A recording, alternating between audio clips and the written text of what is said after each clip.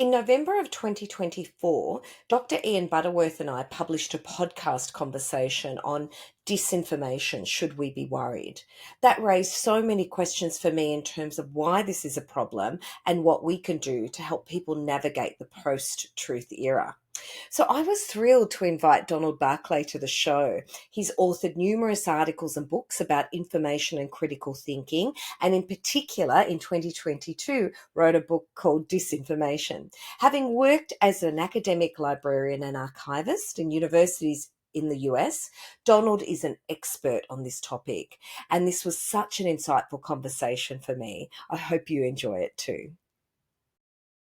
Well, hello, Donald. Nice to see you. And we've had a bit of a conversation, so we've spent some time already, but fantastic for you to be here. And I'm so grateful for your time.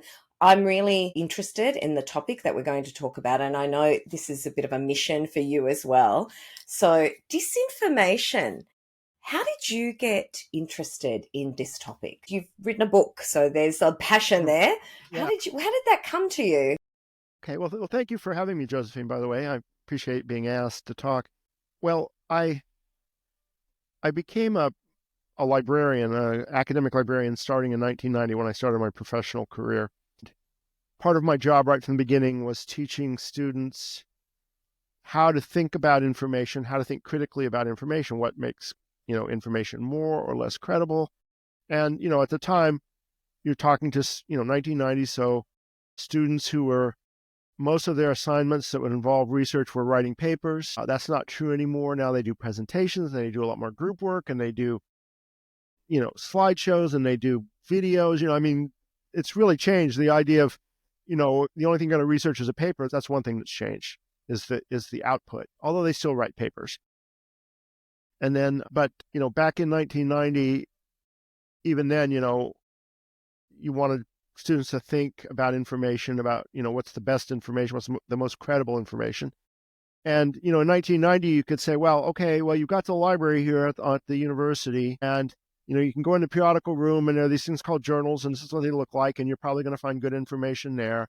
And then there's books, and some books are scholarly and some aren't, and here's how you can tell the difference. And, in magazines and newspapers, they're different from journals. This is the difference. That was kind of a crude way to teach people to think about information, but it was pretty clear cut. Okay, it's not that way anymore. Nobody uses paper journals anymore. All the journals are online. It's hard to tell. It's bad enough that you have completely uncredible information out there where people are just basically making stuff up, whether accidentally or intentionally. But you've got things like Mm, predatory journals, which look like real journals, but they don't really do the peer review and the editing that a real journal does. So if you don't know, you really can't tell the difference. It looks like a journal article, but it's out there floating in space with all the good journal articles. That's just one complication of, you know, information in the digital age. So it's got a lot more complex over time. And then, so I wrote a book. I'd written some books about library kind of topics, but I wrote a book about information called Fake News, Propaganda, and Plain Old Lies, which was published in 2017, right? And 2016, 2017.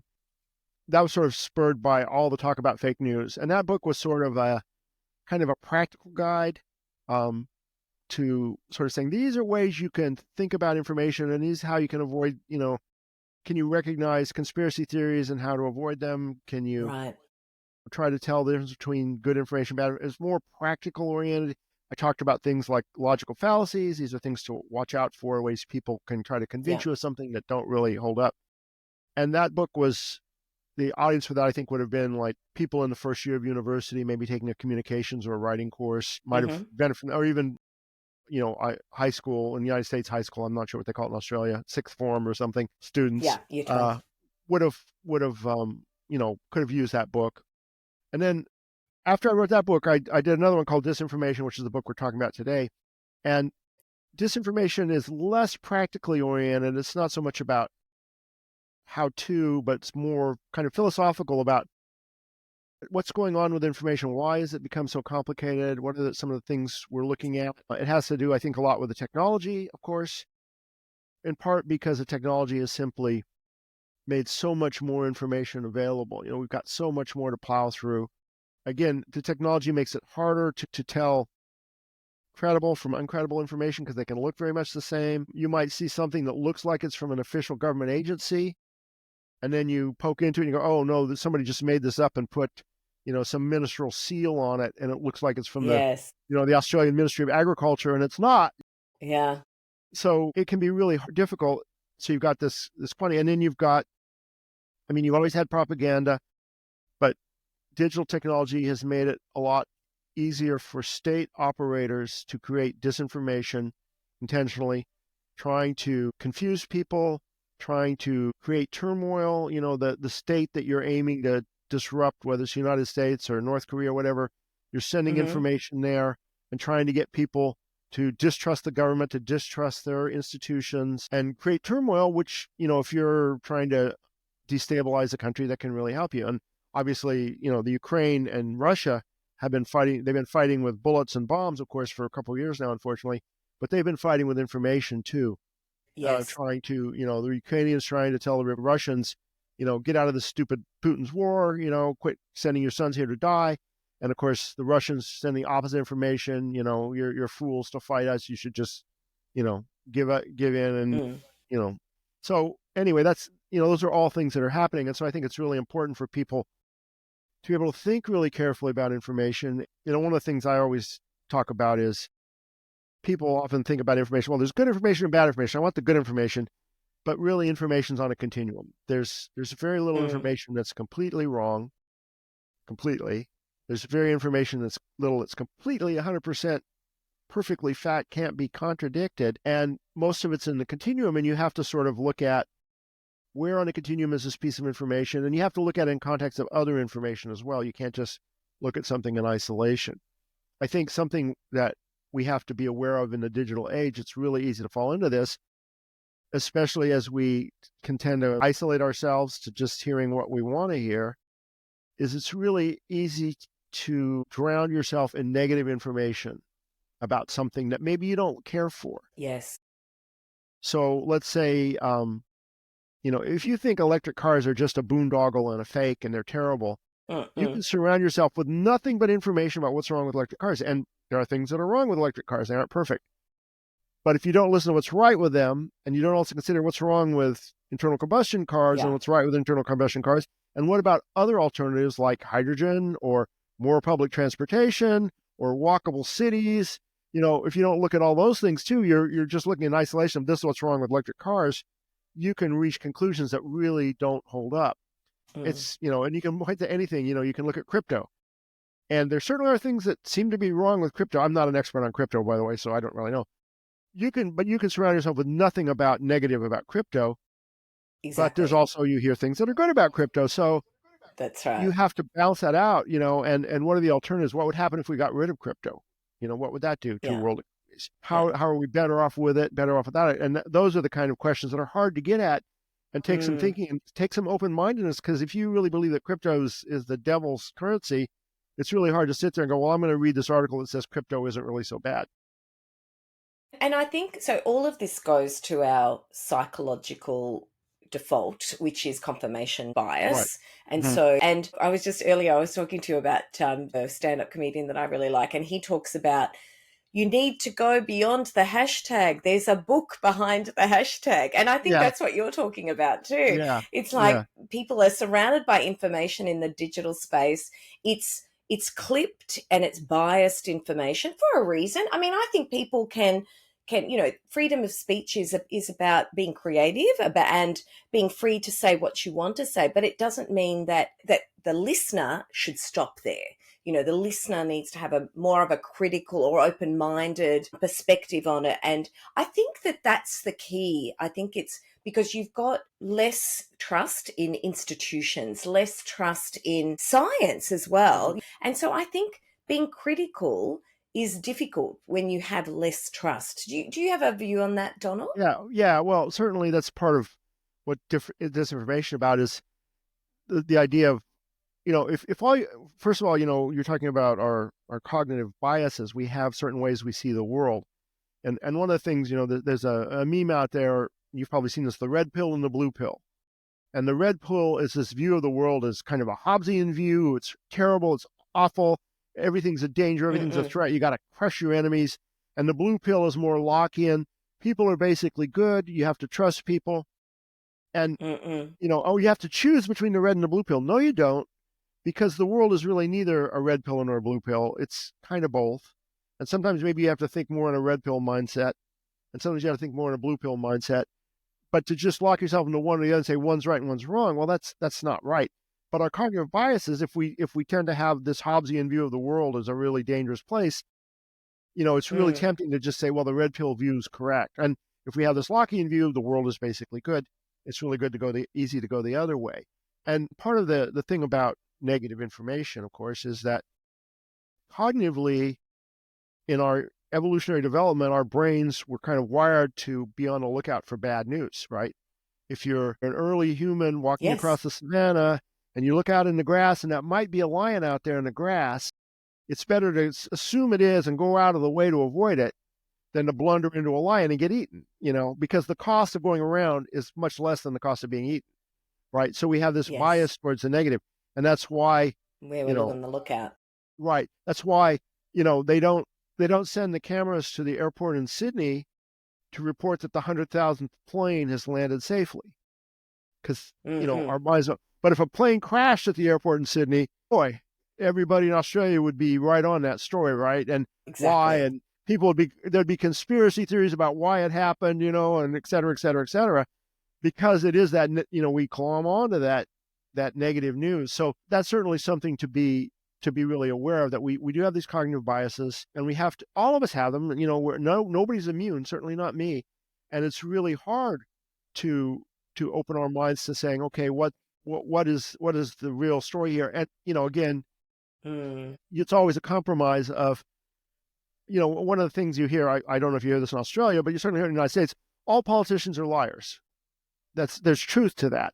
They all lie to some extent. They have to, or they get drummed out of office. That's right. But here's the other side. They're all telling the truth too, to some extent or another. And I'm not going to defend the guy. He's horrible. But some of the things Adolf Hitler, the internet's favorite subject, some of the things he said about Germany being unfairly punished for were absolutely true. And now most of the other stuff he said was not true, and he was horrible and terrible and all these bad things. So what we have to do as voters and people trying to have good government is, well, whose truth is really the truest, the closest to reality? Because, as much as we live in the, people will say post-truth world, there are still some facts in the world. If you go to the 17th floor of a building and jump off, you're probably going to die. That's, sorry, I don't care how wishful your thinking is, or who on Instagram told you'd be okay if you believed strongly enough, or wave pixie dust or something. You're probably going to die if you jump off the 17th floor. It's just a reality. Yeah. So we have to deal with that, and we have to remember that, it is, we do have to make compromises in deciding, okay, well, what's really the truth? What's really the truth about electric cars? What's really the truth about in the United States about gun ownership? Is it real? Are we worse off with them, or would we be better off without them? Because there are other sides to the story, and one of the arguments that gun owners make is most guns never shoot anybody, and most gun owners never shoot anybody, So why should they be punished for a few crazies? Now, the counter argument is, why do those crazies have guns? Good question. There are these arguments, that out there. It's sort of like, you could make the same case about, well, guns almost affect very few people in the United States. Worldwide, yes, it's bad in the United States, but as the population of the United States, the chance of you being subject to gun violence, although worse than most other countries, is still pretty low. Chances are you're not going to get shot in the United States. But the fear of that is prevalent. But the fear of that is real. And again, compared to Japan, your chance of being shot in the United States is much greater. It really is, or Australia, or a lot of other countries. So exactly. The question is, would we be better or worse off without them? And it's a tough decision. And sometimes you have to, and that's why it's a controversial decision. Guns in the United States are a wicked problem. And a wicked problem is one that means there's no easy solution to it.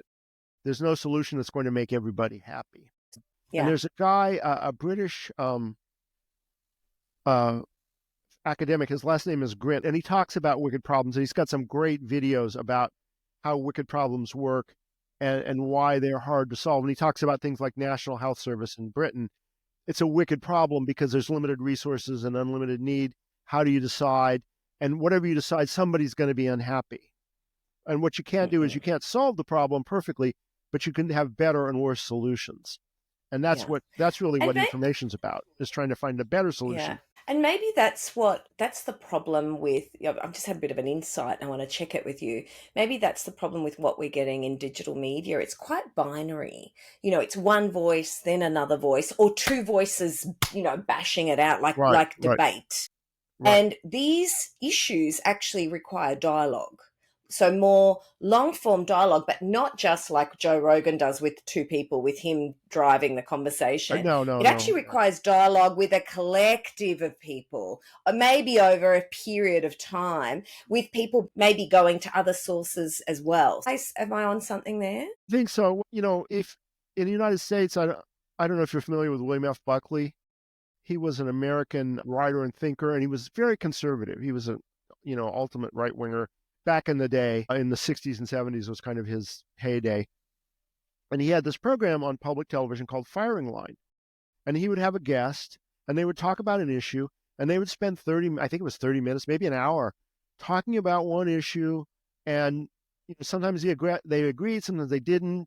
But it was very thoughtful. I mean, William F. Buckley was a genius. He was a really smart man. But there was no yelling. There was no name calling. There was they weren't cracking jokes all the time to entertain the audience.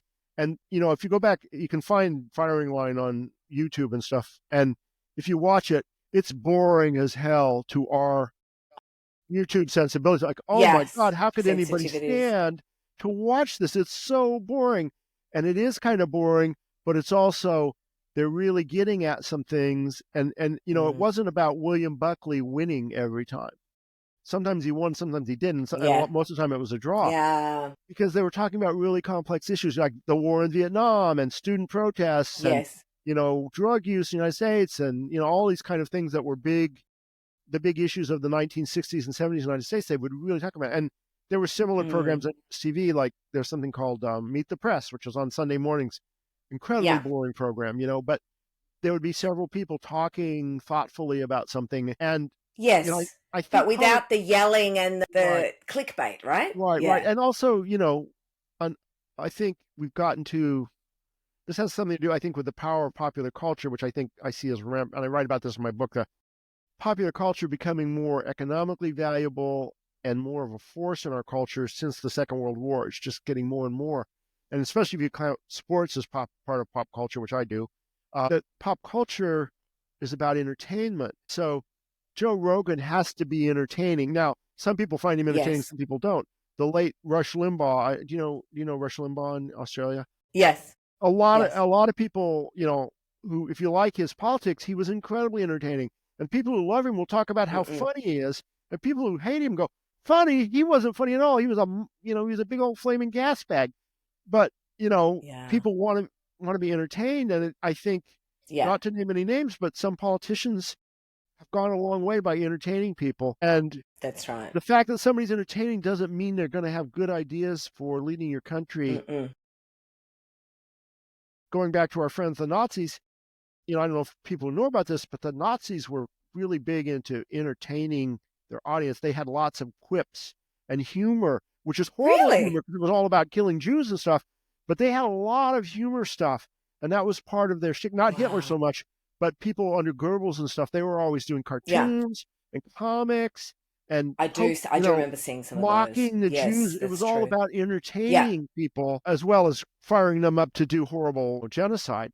So I'm not saying that anybody in today's American, I'm not calling anybody out as a Nazi necessarily, but I am saying that people rely on that entertainment,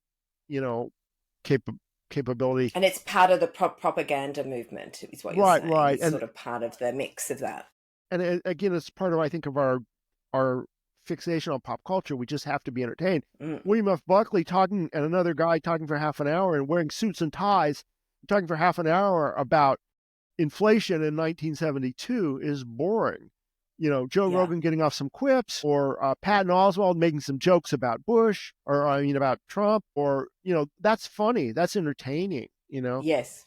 Jon Yeah. Stewart, Yeah. Daily Show, it was very entertaining. Was it Yes. substantial? Not really. It was more about getting That's in right. the dig, and I think Yeah, that can come back to exactly. bite you. If you're basing your vote on who entertains you the most. What's the movie Gladiator? Russell Crowe, the Australian. Are you not entertained? That's kind of what we're at, where we are. Let's put them in the pit and watch them. Yeah, exactly. Rip Right, each right, other apart. There is a show, actually, we have a television broadcast right, service in Australia called the ABC, and right. I've heard of it. Yeah. they do a show. Yeah, and they do a show called Q&A. And it's Hmm. a weekly.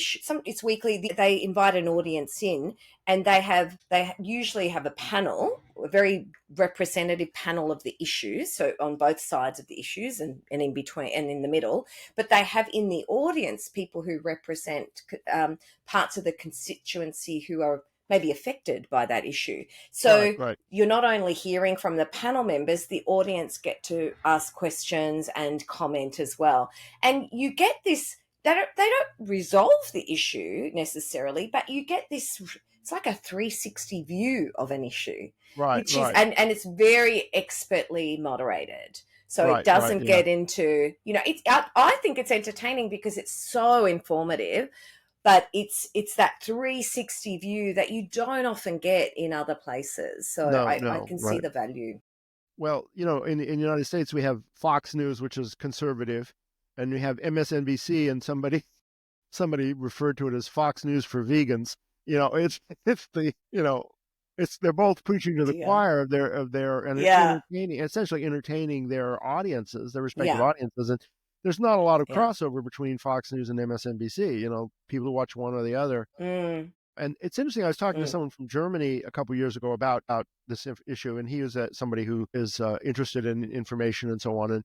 And he said, I was asking him about the kind of fake news and that kind of stuff, and he said, well, in Germany we have a public news broadcast that basically runs on state money, not supported by commercials, which both the Similar to the NBC and ABC. Fox News have to sell cornflakes, right, to stay on the air. Exactly. And so he said in Germany we have the state, sponsored news, but it's perceived as very fair and open-minded Mm. and representing all kinds of sides. And he says, and people tend to trust it in Germany, so we don't have that problem Yeah. so much.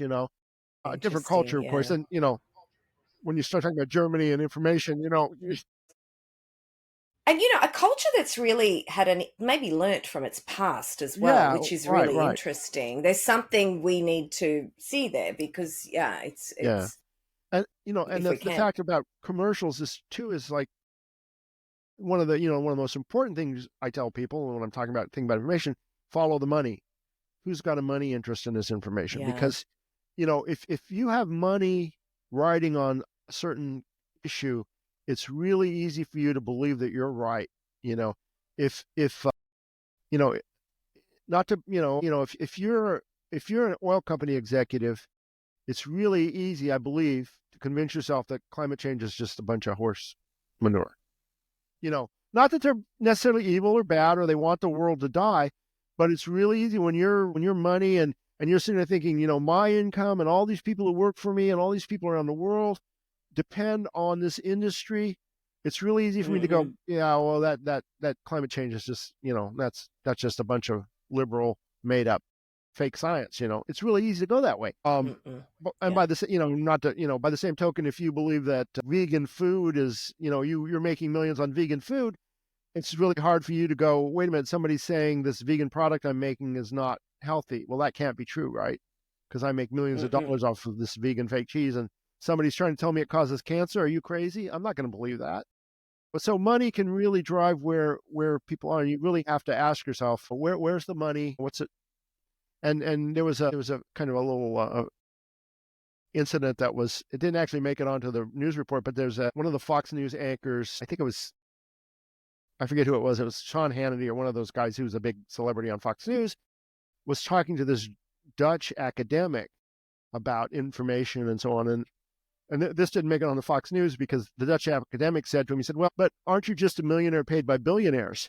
And the host started like dropping F-bombs and got really mad, of course. And you can find it on YouTube, but it didn't make it on the Fox News because he wasn't going to hear it. But there's, Yeah. whether you're on Yeah. MSNBC or Fox News, if you're a top celebrity, if you're Rachel Maddow, or I think it was actually Tucker Carlson was the guy who got mad, Sean Hannity, Yeah. or Rush Limbaugh was a billionaire by the time he died. He had an empire of Mm, information. So it's really easy for you to start believing you're right and to stop listening when your livelihood and one of the things I talk about in my book is this idea of this in our world that we live in now. There's this triangle.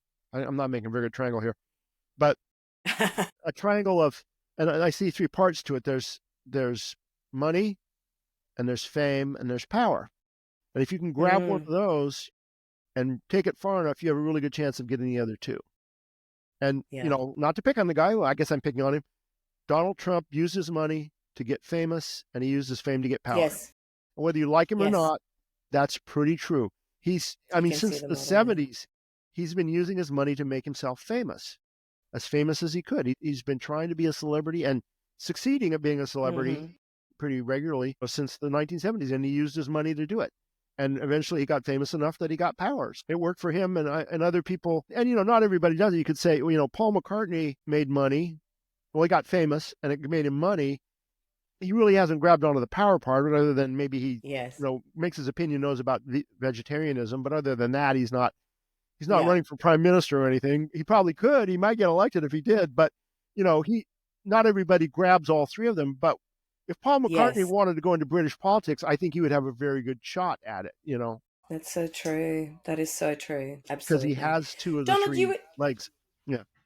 yeah, exactly. Donald, you were talking about science. I wanted to touch on science because earlier when we first started talking, you talked about predatory journals, and I haven't Yeah. heard that term before. Okay. So can you tell me a little bit about that? And also, let's talk a little bit about science because I think there's a lot of disinformation about how science works as well, which then leads to people having less trust in the information that comes from scientific journals, peer-reviewed processes. So can you unpack that for me a little? I Yeah, know I it's a can. big lot of a Okay. big No. ball to unpack, but Okay. So back in the print days, if let's say I was a scientist and I wrote an article about microbiology, and I'd done the research first, and then I write the article. Come up with some new finding, and I submit it to a journal, and it gets mm-mm, accepted, and it gets published. The journal agrees to publish it, and probably I have to pay something called page charges, which is an extra fee per page, because that's how they worked. And then it would get published in a journal, and the journal was based on subscriptions, and that's how it worked. Okay. mm-hmm. So what happened when journals started going electronic, which happened in the late 90s, and I Yes. was working at a medical library as a medical librarian in the late 90s. And when I started working in 98, there were like, this medical library had like 45 journals that were electronic, and the rest was all print. And by the time I left, over 4,000 of them were electronic. That was like 5 years later. Mm, Just flipped yeah. overnight because my job was wrangling all these journals. So journals went electronic. So it's a big issue about how, the cost of journals, blah, blah, blah. So one of the ways that journals can be funded is something called gold open access. So what that means is if I have a legitimate journal like Cell, which is one of the most prestigious journals in science. So I write a biology article and I submit it to Cell, and they accept it. And I'm like, thank God they accepted it. I'm going to get tenure. My career is made. I got an article in Cell, and Cell goes, Yeah. okay, we can publish this article regularly. And that means that only subscribers or people whose library subscribe can access the article. But if you pay us a certain sum of money, $10,000, let's say, we'll publish it open access, which means everybody can read it right from the minute it's published. Right. It means more people are going Right. to read it, more people are going to cite it. Yeah. The more people who cite it, the bigger my Mm-mm. prestige. Media will more likely to pick it up. I'm more likely to get full professor now instead of just associate, So, okay, and I've got grant money, so I'll pay, right? Yeah. You still have to be accepted, a legitimate process. It has to be edited, peer reviewed, all Yes. of that, right? Yeah. And can I just say, Donald, as a past researcher and academic, I went through that process and it's a tough process. I often got rejected. People don't Hmm. understand that if they're not in that world. It is tough to even get your article in that journal or Yeah, get your paper in that journal because there is a being peer reviewed. It's very tough. Yeah. Yeah, right. keep going. And the other thing, getting a tenure track position at a university, the competition for that, people don't realize if you get a PhD, that's Huge. like your first step on maybe possibly getting a That's tenure right. track job. There's a lot more PhDs than there are tenure track professors out there. It's a very Yes. competitive Yes. world. Anyway, Yeah. again, going back to Cell, very rigorous process. I'm going to pay him the $10,000 or whatever to have my article open access. It's fine. It's great. Mm-hmm. Good for my career. So what happened was these sort of shifty people out there go, I'm going to create a journal and I'm going to call it Cellular Biology. And actually, that's probably a real journal, but let's say it's a made up title. Cellular Yeah. Molecular Yeah. Biology. I just make up a title. And what I do is I advertise, hey, we'll publish your article in Cellular Molecular Biology. We'll only charge you $1,500 and you submit it to us and we'll publish it for you. And we'll edit it and we'll peer review it. Well, they don't really edit it. They don't really peer review it. They And accept they your don't do the article, they peer accept your review. money, and it appears in this thing that looks like a real journal. And especially if you're an Yeah. undergraduate, you You look at it wouldn't and go, know. well, it's called Cellular Molecular Biology. It must be a good journal. And it looks just like a journal article. It's got citations and Mm-mm. everything. Must be a good article, right? So you've got all this. And so here's the weird thing, the hard thing to understand. It's perfectly possible, despite all of the policies and procedures, for a not very good piece of science to get published in Cell. It could happen. It's also possible that somebody could submit an article to a predatory journal like Cellular Molecular Biology, and it's a perfectly good article. It's great Yeah. science. But it somehow ended up in this junk journal, making it all the more complicated, right? So it's really Yeah. hard to separate this out. And you know, it's so that helps. And unfortunately, that can discredit science because if you have all these articles floating around that look like That's they're peer right. reviewed, really serious science that are really kind of junky and not very well done, not new findings, it's just junky stuff. And I don't know that this is happening, but I could certainly see if, let's say, a tobacco company decided to start handing out money to scientists saying, publish Mm. junk science articles in junk journals saying that smoking's not really bad for you or that vaping is not bad for you. Reach that conclusion and we'll give you a lot of money to do that. And suddenly the market is Yeah. flooded with what look like legitimate articles saying vaping, not a problem. Don't worry about it. It's perfectly safe. When it's not, the real science says it's not. And of course, people with agendas can and then go, well, oh, well, look, there's all the science that says vaping is. And you often hear that. You often hear people with agenda citing research or citing, papers. So what do you do about that, Donald? Like a Well, layperson, as in someone who doesn't maybe have access to an academic library or right, perhaps professors that they can ask right. advice. Like, what do you do? Well, one of the things you can do, one of the things is to look for the scientific consensus. And so when you talk about climate change, there's no scientific controversy that climate change is happening and it's caused by human activity. It's not a scientific Yeah, controversy. all the It's a scientists political and agree. economic controversy. It's not a scientific controversy. There's almost no scientists saying it's not, who really know what's Yeah, going on, climate that's scientists and right. Yeah. people like that. They're not saying it's fake. They're all saying it's real. Very few that are saying other things. And a lot of them, if you scratch them very deeply, you find out, oh, they're getting money from people with interest, right? So Yes. now, and you can argue, and now you could certainly make the case, well, nobody knows what's really going to happen at the end of the day. No, we can't say for certain what's going to happen. Of course. Of And course. and you could make an argument economically, it doesn't make sense for us to try to change this. Mm. We're stuck with it. You can make those arguments, but those aren't science arguments. Those are economic and political arguments. They're not Yes. science arguments. So it's really hard, but you want to look for scientific consensus. One of the things that you can do if you could, and you can find these out there, and because they can be published open access, and sometimes they are, sometimes they aren't, but if they're published open access, it means anybody with access to the internet can read them, is to look for things called review articles and also systematic reviews. And what these are is Yes. this is where a scientist is maybe looking at vaping. And the scientists kind of, if they're good, they do the work for you. They look at the quality research on vaping and they say, we looked at all these articles. This is all the articles out there that's been published about the health effects of vaping. And we've done this statistical analysis on the findings. And our conclusion is vaping is probably going to Yes. kill you if you do it for more than 5 years. It's going to Yeah. destroy your lungs. That's the Yeah. scientific consensus, and that's Mm-hmm. much better than any one article, and certainly better than somebody on Instagram saying, I've been vaping for 2 years and it hasn't hurt me. And, That's right. That's right. one of my uncles, World War II veteran, I've been smoking for 55 years. It hasn't hurt me. He was dead of lung cancer in 6 months. I mean, No. Oh, he wasn't going to live forever, yeah. but he might have lived 10 more years No. longer. And you know who would have liked him to Yeah. live 10 more years longer? My aunt would have liked him to live 10 more years longer. I would have Yeah. liked him to live Yeah. 10 more years longer, but he didn't because he basically threw away 10 years of his life by smoking. Yeah. And there's always individual variations on anything, right? So Right. I think often people, especially for example, right now in the with the vaccination controversies going on, I think in particularly in the States, it's a huge debate around polio vaccination right now, which I'm hoping doesn't go the way of repealing free vaccinations, because through vaccination we've pretty much eradicated that disease. I belong to the Rotary. However, I belong to the Rotary Club. We've been trying to eradicate polio for 30 years, and we're almost there. It's just a couple places in the world where there's just a few cases. We're almost done. Anyway, go yeah, ahead. yeah.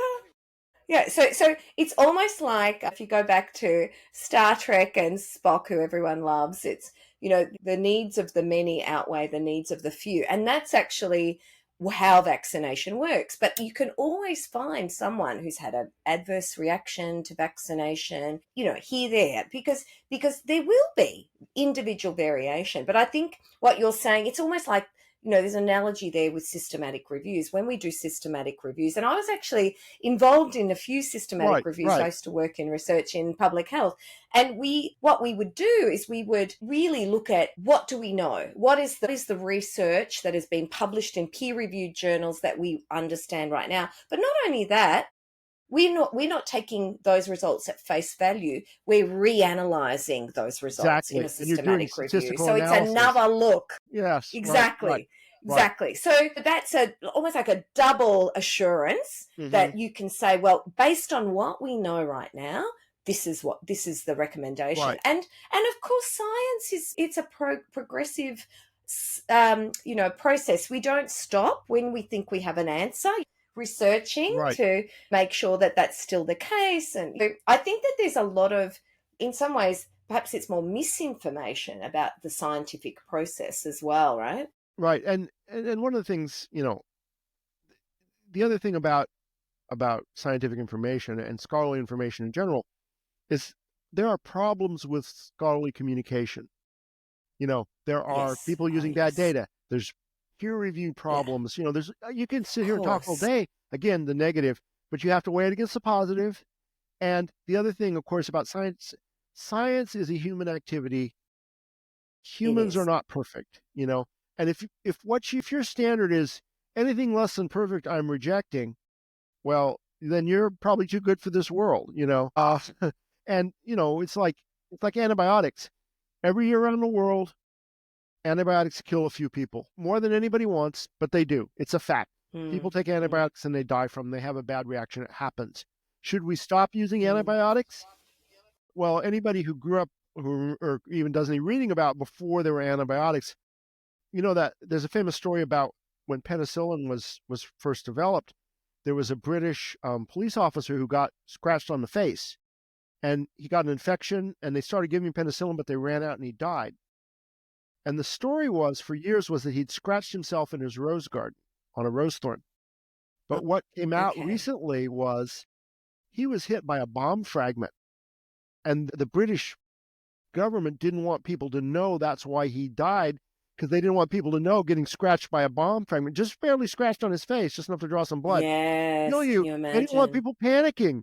So they said it was his rose garden, but later Mm, it came out he was actually a bomb fragment because he was like out, patrolling at yeah. night when they were bombing, Yes. and he got hurt. But That would have been mass but panic. he died because they ran out of penicillin. He didn't die because of penicillin. And one of the things that happened in World War II was in the United States, the Office of Research and Strategic Development. It was the same office that developed the Manhattan Project and the bomb. Early in the war, they figured out how to mass produce penicillin, which had never been done before. And by Right. doing that, they saved probably Mm. millions of lives of Yeah. servicemen around the world because they could give them Mm. penicillin in the field and they could produce enough of it, and that was a huge breakthrough. But people don't remember, Calvin Coolidge, who was president of the United States, his teenage son played tennis one day without his socks on, got a blister, got an infection, and died of it. President of the United States' son. Before there were antibiotics, Yeah. people, Yeah. people have short memories. And again, if all you focus Exactly. on is the negative, oh, this person died because they had a bad reaction to an antibiotic. Mm. Yeah, that's unfortunate. Nobody wants that to happen. That's a terrible No. thing. Does that mean we should get rid of antibiotics? It's like saying somebody died in a car. Should we get rid of all vehicles? Somebody died in an airplane. Should we quit flying? Well, there's a price to pay for that. There certainly is, and we have Yes. to make the best Exactly. decision we can. Yeah. So Donald, we're nearly out of time. I wanted to just get a sense, just to sort of wrap us up here. What are there's probably a few key messages, and we've talked about them, but what do you really hope that people will get from reading the book? What's your mission? Okay, well, I hope that people will think more about the information they consume. And one of the things is you can't analyze every piece of information down to the nth degree, right? You can't do what people who write a systematic review do, where there's this Yes. information there. I'm going to read every article ever written on this topic and come to a logical conclusion about what it means. Because first of all, when you're talking about scientific information, you may not even understand a lot of it, and I certainly don't. When you read a medical article, they talk about something called NNT. It's number needed to treat, and it's a statistical calculation of how many people you have to treat to have the certain effect of and it basically tells how effective a medicine is. But if you don't understand Right. what an NNT is, it means nothing. So Mm-mm-mm.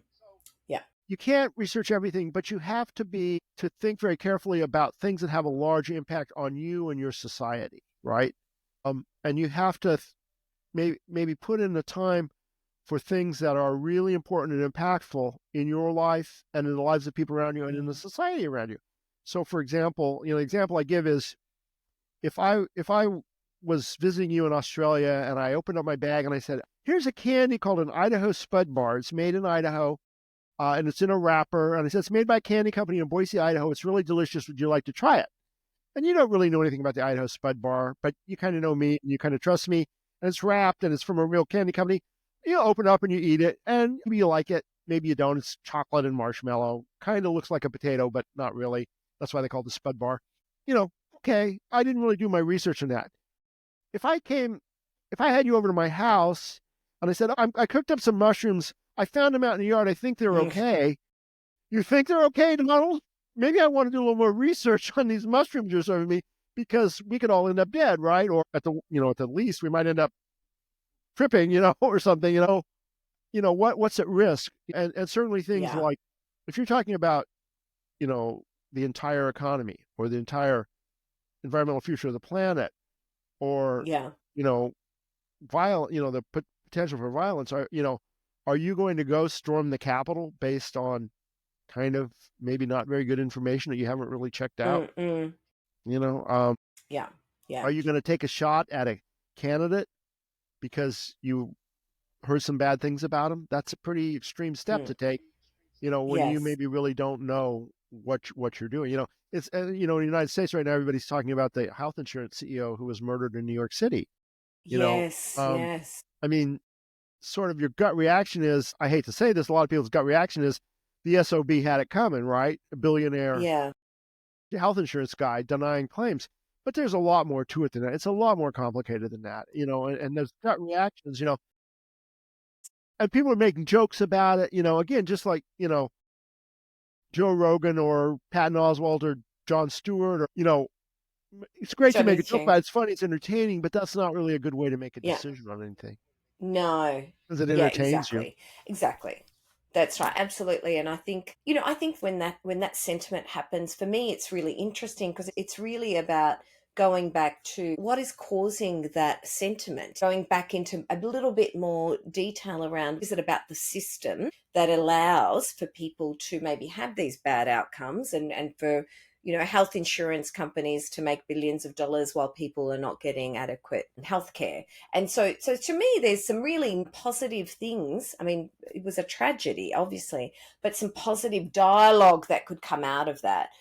But it goes beyond. I mean, I would never make a joke about someone being shot, or Yeah, I would right, never right. say they deserved it. No, I mean, that's just, and to me, no, that again, it's sort of it feels very binary. It's like, right. we were right, he was wrong, that kind of Well, idea. I Yeah. mean, and what it really, I mean, I was reading something where someone was talking about this. What they were really saying was the problem is there's something wrong with the way insurance works in the United States, health insurance works, and that's Yeah, what needs to be fixed. It's that's not right. about individuals being bad. It's Yeah. about a broken. Yeah. Yeah, It's kind of exactly. like I don't know, if this happens in Australia, but certainly in the United States, people go, "Oh, those bums in Congress, they're all a bunch of idiots, and you know, Yes. they're all fools and idiots," and it's like really because we keep sending smart people to Congress and they all turn out to be idiots. Is it because they're idiots or is it because they're dealing with really hard issues, wicked problems that are not easy to solve? It's sort of like, if you have a raging river and you keep sending people down it in canoes and they keep drowning, are they bad canoeists or is the river really dangerous? Yeah, I think exactly. maybe the That's river's right. really That's right. dangerous, and it's not the person. Exactly. Yeah, yeah, absolutely. Well, Donna, is there another book coming? This is number 2. Is it number Well, 3? well, actually, I've written this is like this disinformation was like 7 or 8, so I've written quite a few, but not all on information. Mostly they're about library management and things like that. But I do have a book coming out, but it's a history of academic libraries in the United States. It's not really about information, so it's kind of a specialized. It's focusing on what happened after 1990 to 2025, basically, of how Right. digital technology changed academic libraries in all these really Interesting. profound ways. That's wonderful. Yeah, so it's To that. That's well, wonderful. I love libraries. okay. So, Well, because I spent many years in university yeah. libraries. Well, So the oh yeah. smell and the Okay. Well, I smell of periodicals. yeah. Well, it's when you go in a library and you smell that book smell. You know what that is? That's the smell of paper rotting. No, Yeah. Sorry, that's what it is. that's It's a not great good. smell, but It's that's what such the a good smell is. smell. I All right, love we it need to too. bottle that and put it in a candle. But Yeah. it really did change the way libraries operated, and Mm, and it's in some ways something lost and something gained, right, in everything. yeah. But it really changed the way, first of all, how we teach people to think about information. It changed the way we handle Mm, information, it changed the economics. One of the great things, I'm babbling on here, but one of the great things that's happened is that all of these like archival collections that were sitting in libraries, and the only way you could access them was to go to the library, go to the archive, and sit there and start pouring through boxes. Well, not yes. all of them, but Yes. a lot of them are being digitized now. So you can go online and see Mm-mm. the photos and read the documents without having to travel to Mm, Ohio State that's University great. or the Yeah. University of Florida or the University of Sydney or whatever, to see these things. Mm-mm. It's great. It's a great thing. And the more that gets out there, Mm. and because they're mostly public domain things, are all just available for anybody to see. So it's really And opening up history a is a lot of great teacher. interesting stuff. Yeah. No, Absolutely. yeah. Well, Donna, we better stop, otherwise we'll keep Okay. babbling. Well, we'll keep babbling. Not at Yeah. all. It's been. Okay. I could keep talking for another hour, Okay. but we'll stop there. Thank Okay. you so much, Donna. I Thank you really for having me. appreciate the conversation. It's been wonderful. If I can say one more thing, I think I'm an optimist. I am Sure. an optimist, and I think that we are going through a really tumultuous time because we've had a lot of change inflicted us on a short period of time. I think we as a That's people very are true. going to adjust to it. It'll be a different world, but I think we'll adjust to it. I hope I without like that. too I much like that conflict. worldview. Yeah. I'm going to take that optimism into my day. Thank you, All right. Donna. Okay. I All right. like that. Thank you so much for inviting me.